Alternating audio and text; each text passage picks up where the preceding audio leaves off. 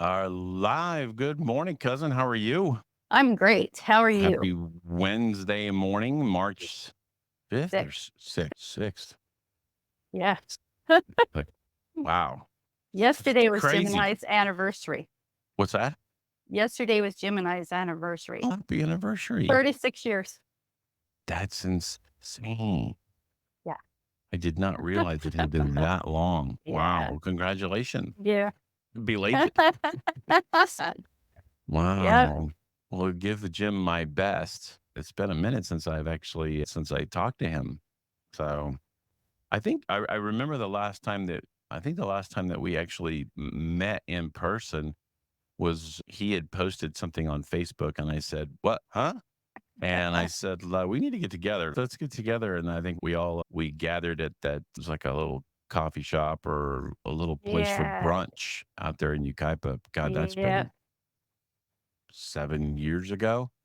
I Yeah. mean, something like that. It's been a minute since I've seen you guys. Yeah. But, Time goes by um, too fast, doesn't it? it does, right? Yeah. Absolutely. What do you have for us today? So today I wanted to go over the protein debate. Okay. It's going to be long. If we are unable to get through it all, we can finish it next week. But then I want to follow up after that with the lymphatic system because it's all related. The lymphatic system and the kidneys, and how you can tell whether your lymphatic system and your kidneys are draining and working properly. Things related anyway. Exactly. But high protein diets have a lot of influence on that. And so we're going to talk about that. First, we're going to talk about where do we get these ideas? And we all are biased. We all have ideas of what we think is good. And so we're going to talk This a little bit about that. And then we're going to look at what does the science say. Mhm. And then at the end, I'm going to let you know what I think. Okay. Hey, There's a phrase that learned not too long ago. It's called so we have there's confirmation bias. yeah. But then there was also, and I always butcher it, believe it or not, but it's what is it? Perception acceleration or something like that. It's like hear something, and then our confirmation bias leads us to go, and what that does is that it accelerates our, as they say, perception. It accelerates our Yes. perception. So Yeah. I just that gas pedal. All right, Yeah. you sent me several things. Where do you want me to navigate to start? Let's go straight to because in the PowerPoint are those links. So there will Okay. be an order. You'll see it. Alrighty. Yeah. Then, They don't play then well from the links in the PowerPoint. That's why yeah, I sent them to you. Yeah. exactly. All right, let's get her done here. Um, Let's explore the evidence. yes, ma'am. Okay. Go ahead to the next one if you can. The Yeah. next Yeah. one. All There right. you go. So today we will be looking at the pros and cons of a high protein diet and what science has to say about it.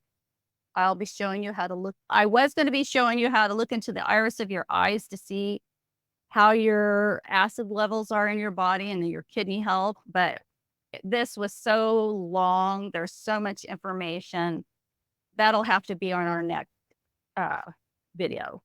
So, Gotcha. yeah. And that next video I'm going to tell you how you can check the functioning of your kidneys without lab tests because lab tests are way behind. There are better ways to check the function of your kidneys, and that'll be the next show if we make it through Gotcha. this. Okay. So, yeah, keep going. So, what does the science say? Can we trust science? How is propaganda used to steer us into what we think we know? So it's all related, no matter what. Everything that we think we know, we were told by somebody. Hmm. And usually it's somebody who we respected. And so we have all been steered in ways of thinking. And can we trust what we think we know about high protein diets? So basically, we're going to be looking at high protein versus either low protein or no protein. And there's really not a standard. that I could find. I did look on, I think, Britannica is the only place I could see what is considered a high protein diet. And according to them, it was more than 20% of your diet, Okay. which is very much actually. No, that's not at all. But when I think of high protein, I'm thinking of people who want that to be their biggest part of their diet. Mhm. Okay. So that's my thought process. And so I just want to lay that out. There's so much information that I was not able to cover here. And because this is long, this, I don't know if we'll even get through all of this today, but anyway, let's go to the next one. So this is confirmation bias. Basically, we look for things to confirm what we think we already know. And what one example of that I is think like, I butchered there that. you Hold go. on. Sorry There you about go. that. Okay. So one example of that is I have people come to me a lot and they'll tell me what they're already taking as like a supplement. I haven't taken this supplement, I'm taking that supplement. What they really want me to do is confirm to them that it's good. They really don't want my advice. They're looking for me to confirm what they think they already know. And so I have a real uphill task in what I do because everyone has been steered, in my opinion, Mhm. in the wrong ways. They've been told so many things that, and talking about biohack this and biohacks that, where I really, I have an uphill battle because I'm trying to get people to heal their bodies. And they don't always want to hear what I have to say because it goes against what they want to believe. Anyway, Yes. And I think the critical thing that you just said there is, and the most accurate part is that what they want to yes, believe. yes, yes. And the desire of what they want to believe is that, man, that is a hard thing to overcome. That's a very hard thing to overcome. It is. And to go against what they believe that a lot of, we have this foundation as a child of things that, we were taught are these people know this and these people know that. We have this foundation. And when someone goes against that, oftentimes people react really strange. Mhm. It's really weird. They'll get mad if you question. And the only thing I can think of is that it upheaves their foundation of what they believe, have thought all their lives to be true. And it's hard for people because you feel unstable when the things that you believed have always been true. You find out that, hey, maybe this is not quite right. But if we want truth, we have to be able to look at both sides. Mhm. I attempted to do this because I do have my biases Mhm. based on my experiences. And so I tried to be as neutral as I could with what I found. But I have to admit, I am biased. And we all are. Yeah. You know what? We all are. And I think that's the biggest hurdle I think that every single person has to overcome is checking their ego and belief system at the door. Yeah. Because, and the strange thing is that all of our belief systems, it's like we hold on to them and they're personal. And Yeah. if you say anything that goes against, or if anybody says anything that goes against what you believe, people almost take it as a personal attack. Exactly. And it's like they cannot let that go. It's just yeah, In very challenging. my school, most of the people that come to me are people who have chronic illness because they've tried everything already.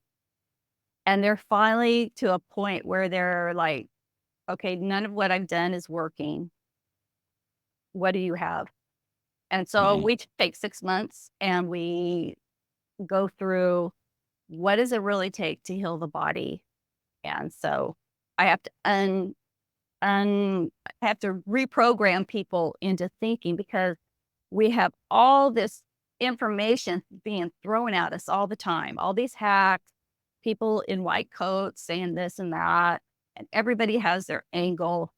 Mm. And when you're not trained and you have all these people who seem to know what they're talking about coming at you with conflicting information, it takes time to reprogram. So anyway, that's the battle that I face all the time. You know what? I think and again, not to belabor the point, but we all face that, whether we're facing it from people in our lives that are trying to tell us information that we disagree with because it goes against what we've been taught all our lives, or whether it's information that we are coming across just where we can't fight anybody, but it's information that we are coming across that's, wait a second, this doesn't add up to anything that I've ever been taught. And the vast majority of people out there that are teaching information, I don't believe that there's a tremendous amount of people out there that are deliberately trying to deceive. There are some that Yeah. absolutely are out there purposefully trying to put disinformation out there. Yeah. But I think a good chunk of the people genuinely believe that they think they're doing a good job and that they're offering a benefit to humanity, even though they could be giving out wrong information. Right. But they believe they're doing the right thing. And it goes from generation to generation to generation. So things that are passed down, it's like if it was true 40 years ago, and by my great grandfather told it to my grandfather, who told it to my father, who told it to me, how could it be wrong? We don't take it. We don't actually ever really go back and analyze it with the notion that it could be wrong. And therefore, because it's been right for 50 years, why would it be wrong now? Exactly. So anyway, Yeah. sorry, don't mean to go off Mm. on a tangent there, but No, I'm with you. I'm with you. uh, Okay, let's go to the next one. next, all So, right, yes, so we're gonna talk about Edward Bernays. Bernays. Basically, what that little story, it's a excerpt. I took out all the links from where I took the information. It'll be in each slide. It's basically saying Edward Bernays, the Rockefeller, John D. Rockefeller, he owned the mining companies in Colorado, and he basically did not treat his miners very well, and that's when they formed the United Miner Workers Group. But Mhm. how people saw Rockefeller was poor because he treated his mine workers poor. And so he hired Edward Bernays to change how people saw him. And so Edward Bernays changed the perception of the public and what they thought about John D. Rockefeller by making him into a philanthropist. Mhm. Edward Bernays is the spin doctor. Yeah. He's the first person out there who really worked to overcome like the negative publicity he got, but probably a publicist would be a Yes. good word for him. Public relations. He's like the father of public relations. So, Okay. So most of the slides I put the links in red. So and yeah. that's Okay. fine. So we're governed. Oh, okay. All Yeah. right. Go ahead and Do that. play the first one. This is who is Edward Bernays. He talks about using basically mind control All right, to guys, I'm change gonna perception. let me know how this sound comes through, guys. I recognized Good. that ideas could be as important weapons as any. And first, I called what we did publicity direction. I would direct the conduct of people so that they could win through ideas their public goals. And soon I found out that I could give advice and a person could win his or her goals, whether it was to become an elected official or whether to become the head of a corporation or whether to sell ideas or a product. And I found out that one action that they might commit would destroy whatever reputation had been built up through public visibility. So you taught the first course in public relations and And wrote the the first book. textbook in public relations. Is that concept, engineering of public consent? That's your concept.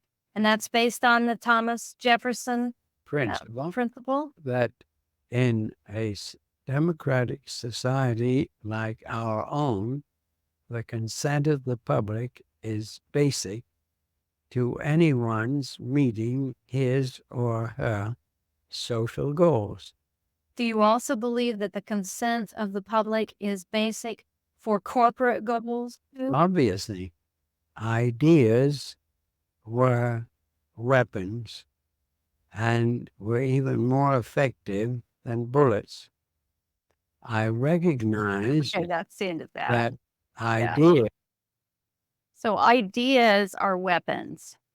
And he has learned to change public perception by feeding certain ideas to the public in order to create whatever idea that his public official or whoever is trying to advertise or win, whatever argument they're trying to win. And I'm sure, Ron, you've heard of the Hegelian dialect. Oh, I can't hear you. The Hegelian dialectic, Yeah. basically problem, reaction, solution. So they've learned how to change public perception in so many ways. And so that's another reason why we want to really go, okay, where are we getting our ideas? And we really have to question everything. So the next one you can go ahead and play also. Okay, this is the next video. Yeah, Okay, there we go. So this is just a TikTok video that I found. It just, Famous one is the all-American breakfast. You get your eggs, you get your bacon, you get your sausages, you get your orange juice, you get your milk. But 100 years ago, that wasn't breakfast. That wasn't the American breakfast. A breakfast wasn't a thing. Edward Bernays, known as the father of propaganda, launched the breakfast campaign because the meat industry came to him and said, dude, we're slacking on meat sales. What can we do? So he's like, it's too hard to convince the average person. I need to go to the people that are already sources of authority. So what did he go do? He went and convinced the doctors, the pediatricians, that breakfast was the most essential diet. With all these studies and all these experiments and all this bullshit, it was all paid propaganda. So Edward Bernays launches the breakfast propaganda campaign and turns breakfast into a rousing success. He did it as well with cigarettes. Yeah, and if those of you who don't know about what that was, Bernays is the guy who literally made it okay for women to smoke when they're pregnant. yeah, I actually have a few pictures of that. Yeah. Or related to that. There we go. Edward Bernays is known as the father of spin. Most people have never heard of him, yet Life magazine named him one of the most influential people of the 20th century. His client lists included major corporations of his era, including American Tobacco, General Electric, CBS, Dodge Motor Company, and United Fruit, as well as 3 presidential administrations. He created an entire genre combining business, marketing, and psychology, and fought until the end of his life trying to professionalize, standardize, and perhaps control his creation for the future. Edward Bernays was the inventor of public relations. Bernays was the nephew of Sigmund Freud, was born in Vienna, Austria, but grew up in New York City. A bright student, he enrolled in Cornell University at the age of 16 to study agriculture. His first job, however, was in journalism, and after the outbreak of World War I, he volunteered to work for the government's Committee on Public Information. He was put in charge of a number of propaganda projects centered on generating support for America's involvement in the war. His contribution was so influential, he was invited to accompany Woodrow Wilson to Paris Peace Conference in 1918. And we can see that being played out today. Right. And You and know. for those of you who just don't pay attention to these kind of things, but United Fruit was a company down in the Caribbean, and that essentially was prior to the CIA.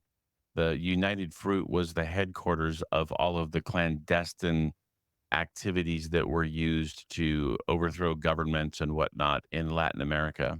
So, Wow. I did not know that. yeah. And it's all connected. It's all Yes. connected. Yeah. All right. Okay. So here are a couple of pictures. You got a doctor saying, hey, smoke Lucky's. It'll help you with your coughs. And then to the left, Lucky's is being advertised as a way to keep a slender figure. So this is some of the propaganda. So that just thought I'd throw that in there. Okay. So the next few slides are going to be a few articles from this man that I have at the top, this David Robinson. I was looking for the history, trying to find ways to put everything in perspective. And so I was looking at Mr. America and why are we so obsessed with high protein and muscles? And so anyway, this is just a little history of how Mr. Olympia became famous. Followers of the Iron Game will know that bodybuilding in its popular form began in earnest in the 1890s with the arrival of Mr. Eugene Sandow, whom the Mr. Olympia statue is modeled. And initially, he was more about showing feats of, and he would go around and perform for people and having body symmetry. And so you can see he has good body symmetry, muscular all over, not just in one spot. So anyway, this is first bodybuilding contest was in England in 1901. And this is where it was. I guess it was packed out. People were coming to see the bodybuilding contest for the first one. So he basically developed the whole idea of Mr. Olympia. And you got to realize that back then there weren't really, we didn't have baseball or football or basketball or anything like that. Back then, the Olympics were a very big deal because it was all about, how fast you could run. It was individual achievements, individual achievement sports, speed, what you could do in terms of lifting or boxing, things of that nature. And those were very big deals. So, Yeah. Okay, next one. I was going to look at what is some of the propaganda. This is another screed from the same guy. sorry, And I don't. is maybe a newspaper funny or whatever, but here you have the guy calling the other guy skinny. Your ribs are showing. Hey, skinny, your ribs are showing. I think this was a whole new, let me just read it. Following ahead, the yeah. contest, bodybuilding's culture became increasingly widespread. Many entrepreneurs seized upon the notion of physical development and began distributing bodybuilding equipment and literature. Bernard McFadden, who became referred to as the father of physical culture, and his popular chest expander, and went on to become one of the greatest physical identities of the early 20th century. He published one of the first bodybuilding magazines, Physical Culture, and eventually became the most successful magazine publisher ever. In 1921, McFadden helped to push another major propagandist for the physical movement, Charles Atlas. So basically what I'm showing here is that there's people who want to make money, and so they push certain ideas. And then this is another magazine, Muscle Beat. Gotcha. Sorry. So basically same thing. And then the bodybuilding movement progressed in the 1930s. Adherents were becoming more interested in developing balanced physiques and losing body fat as training techniques and new development in exercise equipment advanced.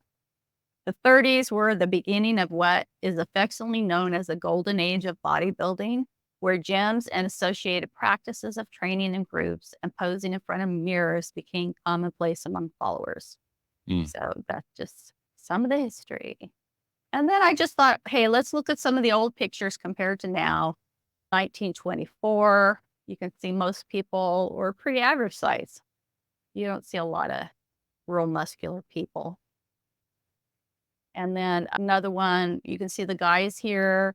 They look healthy, they look strong, but they don't look like they've been focusing too much on bodybuilding.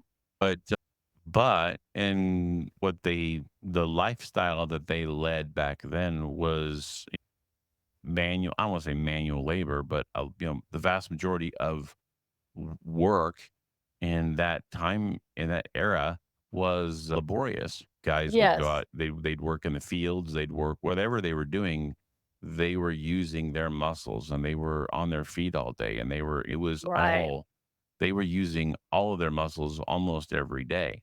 So, Right. Yeah. Just the progression that here's how the girls looked. The officers measuring their bathing suits. I'm assuming there was some kind of a law you can show too much, yeah, right? you probably couldn't have a police officer is measuring the swimming suits of young women on the beach, probably to make sure they weren't showing too much skin or they had to have Right. a certain amount of That's what I'm guessing. Yeah.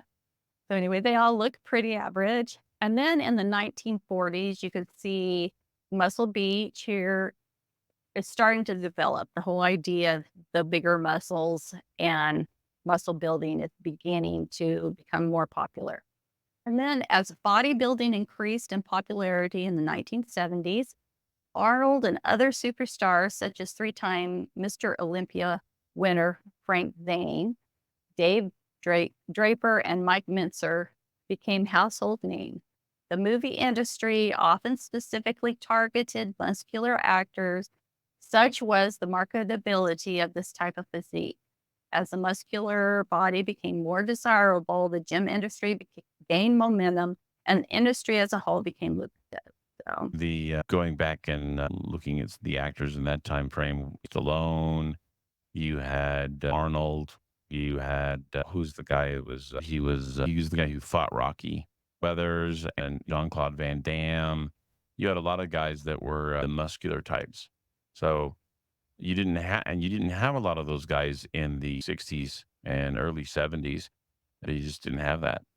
so as a young guy who's wanting to be popular with the girls, you probably are going to be more interested at building muscle than being healthy, Right. right?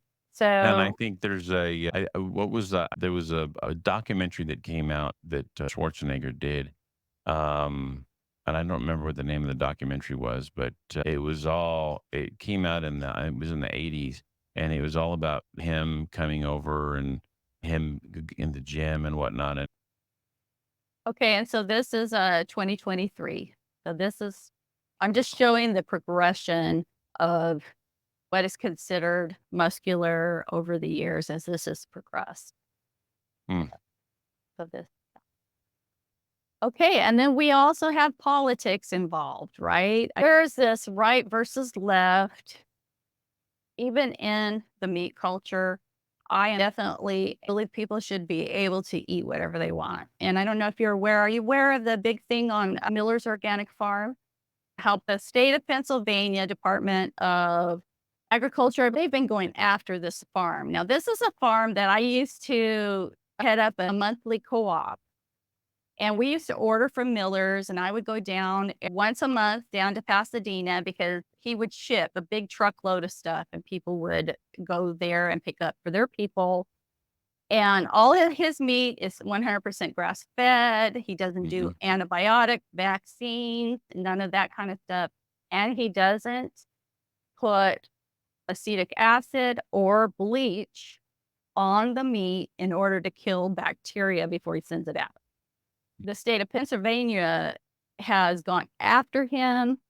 They've been in court, and now it's become unpopular. There are even politicians who are coming and standing behind them, and we're bringing this aware to people. People should be allowed to drink raw milk if they want to, eat the meat that they want to. You have to sign a form when you buy from him, from his club, saying, yes, I want to buy food from you. I know that you're not treating it with all these other things that the government is saying we need.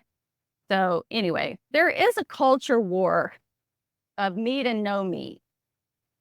Conservatives, this is just an article I got from the meat culture, newrepublic.com, just to point out how they pit us against one another. Conservatives' darker fantasies aren't just about threats to dietary stable, but about threats to the liberty, bodily integrity, and masculinity of America.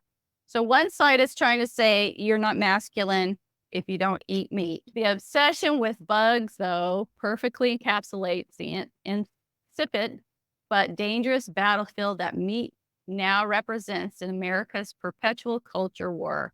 From right-wing trolls disparaging references to effeminate left-wing soy boys to the stomach-churning embrace of hypermasculinity carnivore diet. It's clear conservatives' darker fantasies aren't just about threats to dietary staple, but about threats to the liberty, bodily integrity, and masculinity of American men. So, yeah, I can definitely see that playing out. And yes, they are trying to feed us bugs. Yeah. Tyson is starting to do like studies or whatever to figure out how they can put bugs in your food. So, anyway. And there's Bench Pratt is a gentleman in the chat, and he's I've asked him the documentary that came out in I think it was in the early '80s. It was called Pumping Iron, and that was the one with Arnold Schwarzenegger, and that's what really led to the explosion of the men, at least, and I'm sure in some cases the women as well. And you had the Miss Fitness contest, which influenced me a lot, right? Mhm. I was really big into that for years. And hear what and understand that I'm not defending all this garbage about eating bugs, but bugs and insects are a source of protein. Make no mistake. There are you go into Asia and you go into you go into countries that don't necessarily have the same food choices that we have in the United States. Yeah. And there's a lot of there's a lot of places that eat bugs as a delicacy. So Yeah. it's I But we mean, should be able to eat what we want to eat and not be forced to do it. And the government correct. shouldn't be trying to force it down us. That is 100%. Yeah, and again, that's not Take me. over for just And a I'm minute, Ron. I got to run and do something real quick. Can go you ahead, take go over ahead. for a minute? Yeah, go ahead.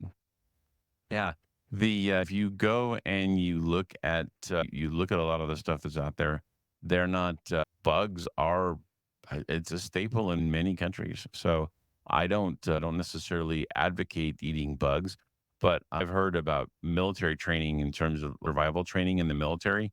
I've heard several people who told me that when they had to they'd go in and they threw these bugs out there and they said, you've got to eat them. And if you do not eat the bugs, you fail the course. It's all about showing you that, look, they're edible. They are edible. They may not taste the greatest thing, but they are a source of protein and you can survive on them if that is your only source of protein. Just like what Linda said, it should be our choice, not something that we are forced to do. And she is back. All right. Thanks. Okay. You're welcome. Next. Next slide. So, did the fitness industry influence the science? Did supplement industry promote the idea of high protein? And are we being manipulated by politics? So those were just some things that came to my mind when I was thinking about where did we get this idea of high protein diets being healthy. So the science is not settled, and you can find anything to support your desired outcome. And I would like to just add that science is never settled, ever, under any circumstances. Science is never settled. You are always trying to put things to the test and adding more things in and testing it out. So Right. all this garbage, especially that they shove down our throats with the climate change narrative. Oh, the science is settled. No, the science is never ever settled, and they use that as a weapon against you, trying to force you into a box, into a belief system. So, yeah. Anyway, It's actually science is really a religion to some extent. it really is a very accurate statement. Yeah. Okay, the alkaline diet and evidence-based review. So I do believe in the alkalinity of the body and that being important. Protein is an acid ash fruit. The more protein that you eat, the more acids build up in your interstitial tissue, which you will learn when we go to the next week, if we make it through all of this today, which we'll learn about in the next slide on the lymphatic system. So anyway, here's an evidence-based review on the alkaline. He's actually believing that it's not true. And I'll tell you why I believe he's wrong. Some of the things he says is true, though. It says many proponents of the alkaline diet suggest that people monitor the pH of their urine to ensure that it's alkaline over 7 and not acidic below 7. People are doing that because they don't understand the lymphatic system and how the kidneys really work. You do want your urine to be acidic. If your urine is acidic, that means your body is getting rid of the acids in the body. So this whole idea that the body regulates the pH, it does have a regulating pH system, and that is to keep the blood alkaline. But your lymphatic system is what is involved in getting rid of the acids in your body. And that is where it comes out the urine. So anyway, he says, however, it's important to know that pH varies greatly within your body, with some parts are acid, others are alkaline. There's no set level. And that is true. In some parts, your stomach is loaded with hydrochloric acid. And you do want your stomach to be acidic, because if you are breaking down food, acids break things down. Acids destroy, and that's why you don't want it in your interstitial tissue. Acids destroy, but your stomach is made to do that. And once it leaves the stomach and goes into the intestines, if you're healthy, if you have a healthy pancreas, if your stomach is creating the correct hydrochloric acid, then your pancreas puts out sodium bicarbonate, which is alkaline. Okay, so that is very helpful in helping the acid alkaline balance throughout the body. But if your digestion isn't working right, that is not you got one thing going down on you there, and being able to keep your body where it's supposed to be. Correct. And then, Well, and a lot of people that they drink coffee, and coffee, if I'm not mistaken, coffee kind of destroys a lot of the acid in your stomach. probably does. A lot of people, what happens is they get. I spoke too soon. It's not that coffee destroys acid. What coffee does is coffee relaxes that sphincter muscle right at the top of your stomach, and you have you get acid in your stomach, and that muscle is relaxed. Then it allows the acid to come up into the esophagus, causing heartburn. And so then what we do is then we take things like a Pepsid or those things that would regulate or control the release of acid. And what that does is then it makes it so that your body can't break the food down because you don't have enough acid. And really the true thing to do there is to increase the acid content by, one of the ways you can do that is drinking apple cider vinegar. Right. And if you drink the apple cider vinegar, and correct me if I'm wrong here, because this is just stuff. If you by drinking a little bit of apple cider vinegar, obviously you don't want it touching your teeth, but by increasing the acid content of your stomach, what that does is that actually is better for you than taking something that neutralizes the acid. So you can look in the iris of the eye and know if you're low in stomach acid or if you have too much. You can tell if the sphincter muscle is struggling. Also, there's a little exercise that you can do to help strengthen that too. But if you're low in stomach acid, you want to get some good sodium in your diet, the good kind, because you need sodium to be able to create stomach acid. If you have too much, it's a matter of your body is just full of acid. You have to get it out. It's destroying tissue.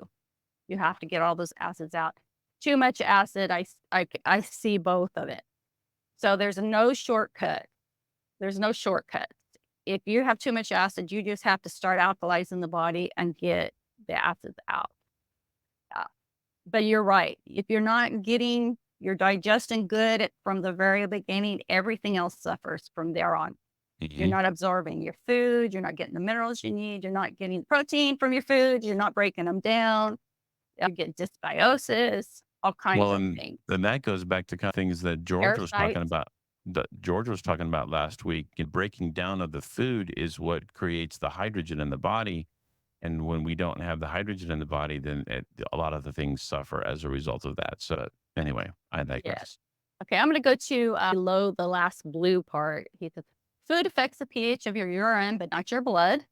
Here's the thing. That's true as far as it goes. But when people are very acidic, then eventually it affects your blood too. Your blood becomes sticky and thick. And that's when people get put on blood Blood thinners. thinners. Yes. So the pH of your blood needs to remain constant for you to stay healthy, and your body has several effective ways to regulate it. That's true. Food won't usually cause a major change in pH of your blood. That is true because your body has those regulating things to keep your blood a certain level. However, the food of the pH value of your urine, though the effect is somewhat variable. Excreting acids in your urine in your body regulates its blood pH. What is not 100% true, because like we said, your body has its mechanism. It's going to keep you alive. You think of your blood as your kitchen.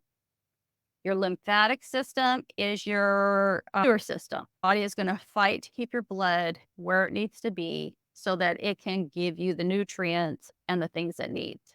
Your lymphatic system, it carries the acids out. And I bet you a lot of you guys, if you were to do a pH test of your urine, you might actually have high pH.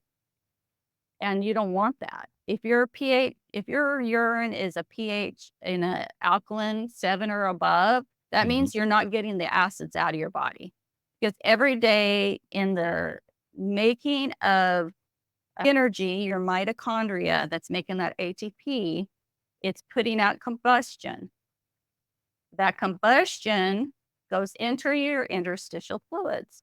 In between all your cells, there's fluids and there's collagen, all the things around all your cells.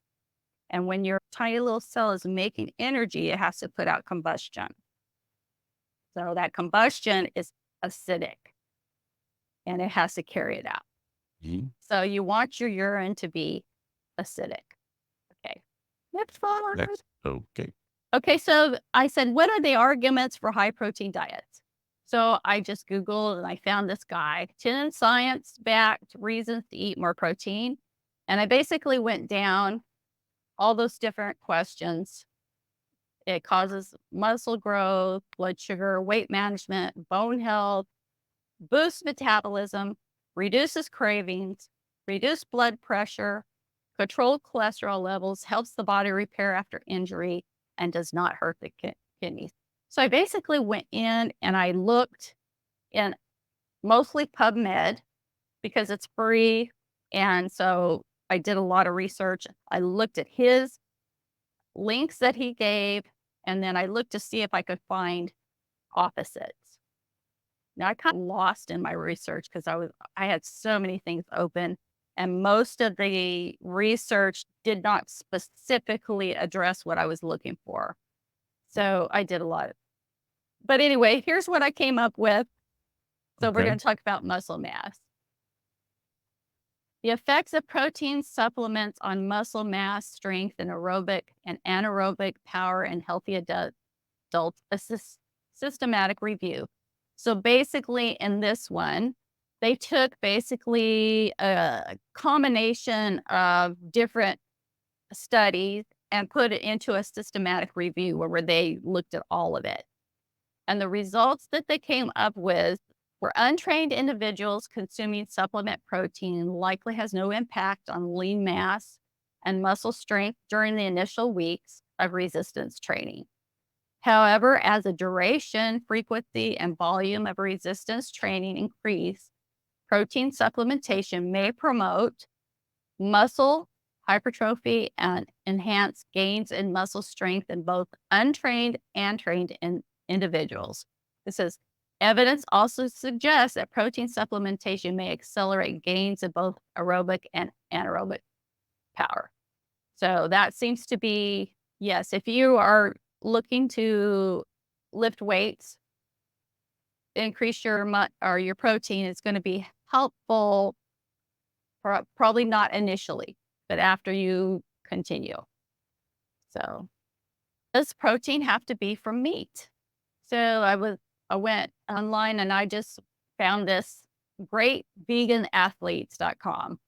So here are some vegan muscle bodybuilders. And as you can see, they're very muscular and well defined. So you don't have to get your protein from meat. But how much does this have to do with like your, because everybody's bodies are different. I find that I have found in the past that people who eat more protein typically have a better likelihood of being able to build muscle because dad used to say there's absolutely no substitute for animal protein. I argue it's not true. Okay. Okay. I'm, Yeah. I'm, And just, it's all based on chemistry. It's Mhm. just chemistry because when you break down protein to be able to assimilate it, you have to break it down into amino acids. And I used to think that too, Ron. That's how I ended up getting sick, to be honest with you. Is when I was involved in bodybuilding and trying to be healthy, I went on the high protein diet and I was getting good protein. I was getting the grass fed and it hurt my kidneys. And I ended up with lumps and bumps. And we're going to see some pictures of my hand and what happened to me when I started detoxing from it all. You have acids. Anything under 7 is an acid. Your proteins are acidic. Anything above 7, you're going to get that from your fruits and vegetables.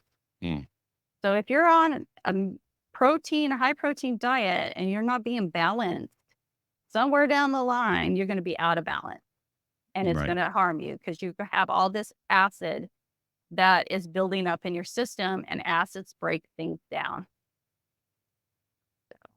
Next slide. Protein for the diabetic. So here, one side is pro, the other side is con. So protein for the diabetic. High protein diets may not help those with diabetic. Diets high in animal-derived protein have been associated with increased diabetic risk when compared with diets high in plant-derived protein. Real foods are bundles of nutrients, vitamins, and fibers. So this is just kind of showing that there are different sides. These are scientific studies that are saying two different things. So then the other side says effects of high protein diets on body weight, glycemic control, blood lipids, and pressure in type 2 diabetes, a meta-analysis of randomized controlled trials. High protein diets are popular for weight management, but the health effects of such diets in diabetes persons are inconclusive. In summary, high protein diets within 6 months may have beneficial effects on weight loss, A1C level, and blood pressure with patients with type 2 diabetes. However, further investigations are still required to draw a conclusion. So basically, they're saying we are seeing a change within the first 6 months. And that's what I see too. People who go on a high protein diet often initially lose a lot of weight. They get more toned. You lose your fat. But after the initial period, you see the people gaining it all back again.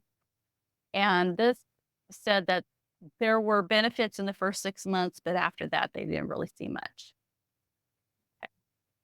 Weight management, what I was just saying, the effects of high protein diets on thermogenesis, satiety, and weight loss, a critical review. Some evidence suggests that diets higher in protein result in increased weight loss and fat loss as compared to diets lower in protein, but findings have not been consistent. In dietary practice, it may be beneficial to partially replace refined carbohydrates with protein sources that are low in saturated fat. Although recent evidence supports potential benefit, rigorous long-term studies are needed to investigate the effects of high-protein diets on weight loss and weight maintenance. So really, all of this is really relatively new, and they haven't even done any really long-term studies. My observation and even my own of what I'm seeing with other people and what I've seen with myself is that you do initially lose weight and gain muscles. When Mhm. yeah, we still have a lot. Do we need to, Well, it's up to you. It's up to you. I don't know because we're about the hour mark. yeah, I've So got time today, oh, but okay. yeah, it's up to you. I can keep going, but if you have something you need to do, that's fine. I do have a few things I got to get done. Why don't let's try to wind it down in like about 10 minutes and then we'll make this part one and part two. We'll finish up next week. Okay, sounds good. So anyway, weight management, yes. But if you look at people who have pushed the high protein for weight management stuff, eventually they gain it back. If you watch them, your first 6 months, yeah, you do. You're changing your diet. You're shocking. Your body's having to create thermogenesis. Basically, it has to. It uses more energy to break down protein, so it is going to use more energy to do that, and you're going to lose weight. So, all Gotcha. right. Plant protein meals patterns may compromise bone health. So, can you eat off plants? Is that going to be healthy, or do you have to have your protein? So, there's two different studies here. So, the one on the left says observational studies show that in industrialized countries where both animal protein consumption and osteoporosis incidence are high, fracture incidence is higher. Prospective studies have added to the notion of a detrimental effect of animal protein consumption on bone. For example, a large prospective study in 1905, elderly women showed higher animal to plant protein intake were associated with more rapid femoral neck bone loss and higher risk of hip fracture. Several lines of evidence suggest that dietary protein and calcium have a positive synergy interaction on bone. In the Farmington study, a cohort study, subjects in the highest tertile of animal protein consumption, taking less than 800 milligrams of calcium, had 2.8 times the risk of hip fracture of those in the lowest tertile of protein intake, where protein decreased fracture incidence with calcium. So basically, this one is saying that the protein had to be put together with calcium and D, and that's when it became effective. And then on the other study to your right, prospective study of dietary protein intake and risk of hip fracture in postmenopausal women. So not exactly apples to apples. Right. Conclusion: intake of dietary protein, especially from animal sources, may be associated with a reduced incidence of hip fractures in postmenopausal. So the other one was a study on using plant protein. They actually said that it can raise your incidence, animal protein, raise your incidence of fractures and things unless you combine it with a calcium supplement and D. The other one said that using protein from plant sources was better. Gotcha. Okay. High Mm, protein boosts metabolism. All right. The study on the left says there is convincing evidence that a higher protein intake increases thermogenesis and satiety compared to diets of lower protein content. The weight of evidence also suggests that high protein meals lead to reduced subsequent energy intake. Some evidence suggests that diets higher in protein result in an increased weight loss and fat loss as compared to diets of lower protein. The findings have not been consistent. Although recent evidence supports potential benefit, rigorous long-term studies are needed to investigate the effects of higher protein diets on weight loss and weight management. So basically, they're saying we don't really know for sure. So, and then the one on the right says glucogenesis and energy expenditure after a high protein carbohydrate free diet. So gluconeogenesis is basically you have to have carbohydrates, you have to have sugar to create ATP. So what that is that your body will take any other substance that it can find. If you're not giving it carbs to make the ATP, it's going to figure out how to change what you have into a sugar. So I actually had a nurse come to see me one time and she was saying, hey, my A1C is high. Why? I'm eating this protein. Your body will create sugar from protein if it has to give you energy. And that's basically what this is talking about. Right. The objective was to study whether a high protein, carbohydrate free diet increased gluconeogenesis and whether this can explain the increase in energy expenditure. Conclusion: 42% of the increase in energy expenditure after the high protein diet was explained by the increase in gluconeogenesis. The cost of the gluconeogenesis was 33% of the energy content of the produced glucose. So in other words, it's taking your protein that you're eating, it's creating energy, creating glucose out of that protein. So you're making your body work harder. Right. I remember my dad. My dad used to always talk about. He's like, "Look, because you think you're going to eat all this protein, and you're not going to be stimulating insulin response because of the sugar. If all you eat is protein, your body is still going to ultimately get an insulin response."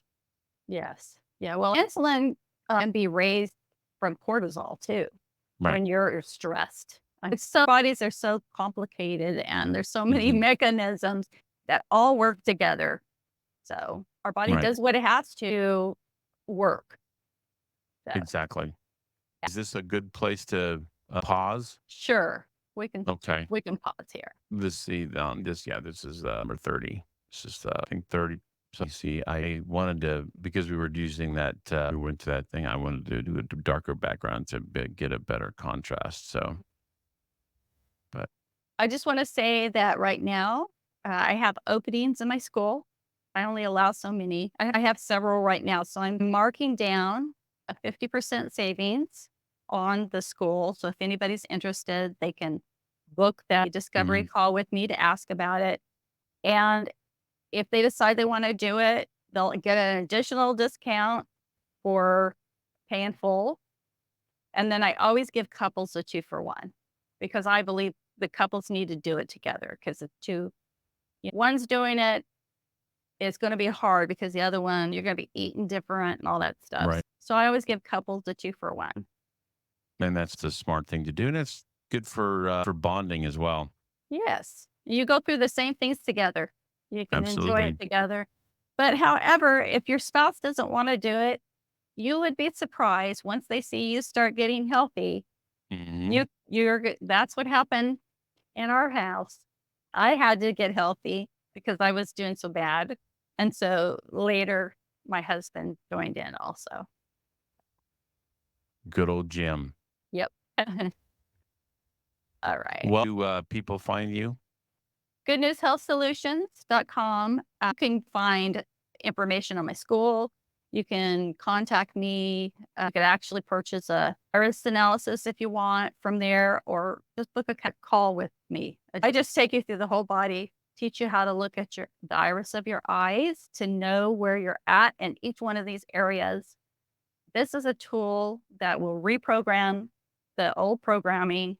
This is a lifelong tool for Now, when you people. say programming in people, do you mean programming that they have been subjected to that you have to deprogram? Yeah, basically. Here's the thing is people are taught, what can I take for this? And what I'm doing is I'm teaching you how to take the whole body, make your whole body healthy so that you can take something for a specific issue, but that is not going to fix it for you. You have got to detoxify. You have to get the acids out of your body because they're breaking you down. Mhm. And then you have to rebuild on that. And then you will know what to take, where to look in the iris of your eye. And this will be tools that you have for the rest of your life. It's life changing.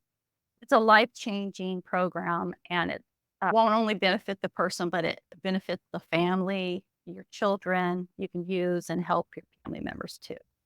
Awesome. Awesome. Well, with that, there wasn't really many questions in the. I don't think. In fact, I don't think somebody asked. Do bugs have parasites? Know that certain bugs carry, like a flea will, on a dog or whatever, and then that flea is a carrier, which gives that dog parasite. Mm. So there are vectors that carry parasites. They go from one to another and you carry it. Okay. What he asked, do you approve of fasting? And I'm pretty sure that I'm going to know the answer to this question. Fasting is a wonderful thing to do for your health. And the reason it is because it takes a lot of energy to digest food. Okay. It takes a lot of energy to break it down and to put it into your system. And we often, we're doing that. We're also bringing in more toxins that the body has to get rid of. When you're not eating and you're fasting, your body can say, wait a minute, I don't even have to put all this energy into getting care of this food that's coming in. I can go and start addressing things that I haven't been able to address. So yes, it's very good for you. I did it yesterday. I went all day without eating. I ate some flour seeds, but that's pretty much There's all I did a, all day.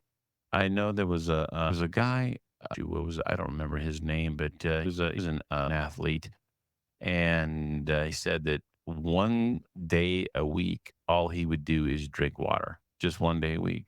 So he was like, one day a week, he was essentially fasting, just Yeah. with just nothing but water. And it was one of the things that he said that he could attribute to his good health. So, Yes. And here's what I want to say to people who want to fast and you're saying, this is too hard. I'm so hungry. One reason why you're hungry is those natural flavors that you find in all your packaged foods. They are designed to make you hungry.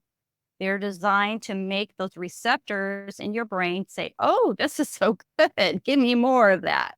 That's what they're mhm. for. And then also, when you have parasites and you have fungus in your body, those things are telling you, give me something to eat. So if you really are having difficulty with that, you have to consider you may have parasites. You probably have fungal. If you're diabetic, you have fungus in your body because you are fermenting. You're Mhm. fermenting. And so fermentation causes fungus. So almost everybody has some kind of a parasite. If you've never done a parasite cleanse, and I'm not talking about a 2-day parasite cleanse or a 3-day parasite cleanse. I'm talking about if you are a diabetic or you've got chronic health issues, you might have to do a very long term, like for a year, and with that on top of eating right, because they feed off of all that stuff in you. And you've Mm. got them, they travel. I had a young boy who was 12. His mother brought him to me. He kept going to the doctor. He couldn't get over an Epstein-Barr virus that they said he had, found out through testing. He had parasites in his pituitary gland. I think he was on this program for about 3 months. The last month he came, it was testing differently in different locations because they travel. Parasites travel throughout you. They don't just stay in your intestines. So that's why just the stool sample is not going to tell you what's really going on because they do travel and they actually form little capsules around them for protection. And then they come out when they're ready. So that's why you can't just take one, do one. Anyway, so last time he was still testing, and his mom's like, why is he still testing for parasites? So he got over his Epstein-Barr, but he was still testing for parasites when she quit bringing him to me. So I don't know what the outcome of that was. But yeah, it takes a long time. Realize that depending how old you are, you've probably had the American diet over the last 50, 60 years has been, pardon my French, but it's been shit. And even things that you think that are healthy are really not that healthy. So it's very, there's going to be a lot of unwinding of that has been wound up, and it takes time. Now, there's some, you'd be surprised at how fast the body will respond if it's given the good things that it needs. Yeah. But you've got to give it the things that it needs. So Yeah, that's right. so yeah. All right, guys, I've got to go. I needed to go about 10 minutes ago. We will be back next Wednesday morning at 10 a.m. and we will complete this. Everybody have a wonderful day. Thank you, everybody. And thank you, cuz. Good to see you. Thank you. And we will see you guys again, very likely this afternoon. So, take care, everybody. Have a wonderful afternoon.